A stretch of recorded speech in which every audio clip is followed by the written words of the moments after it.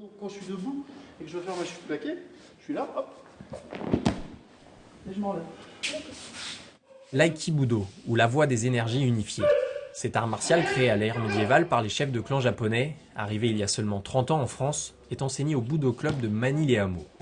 L'aïkibudo reste un art martial de défense, toujours dans une volonté d'équilibre, où il faut utiliser les mouvements de son partenaire pour riposter et le mettre à terre tout en gardant le contrôle. L'aïkibudo, c'est bien effectivement un art martial de défense, comme le voulait maître Yushiba à l'origine de l'aïkido. On utilise toujours l'énergie en fait de l'adversaire pour le canaliser et la retourner contre lui. On considère vraiment la personne qui travaille avec nous, c'est notre partenaire. Il y a un respect qui est très important au niveau de l'aïkibudo. C'est pour ça que j'aime bien faire le distinguo avec. C'est pas un sport de combat, c'est vraiment un art martial. Et l'art martial est là pour vraiment développer l'harmonie avec le partenaire.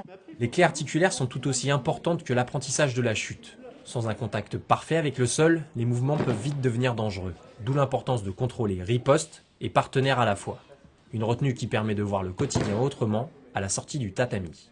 Une philosophie de vie justement de non-agression, c'est quand même un des fondements de la discipline. Peut-être un peu plus de calme par rapport aux agressions de la vie de tous les jours, par rapport au stress de tous les jours. Comme on vit des situations stressantes contrôlées finalement, ça nous aide dans la vie de tous les jours, peut-être sur des situations un peu, je dirais, inhabituelles ou agressives, et bien avoir une réaction un peu comme on va voir sur le tatami. Le maniement des armes, l'autre facette de l'aïkibudo. Du couteau à la lance, les techniques de combat sont regroupées sous le terme de kobudo. Quelle que soit la technique, il n'y a pas réellement d'affrontement, pas de vainqueur ni de vaincu, mais deux partenaires sur le tatami.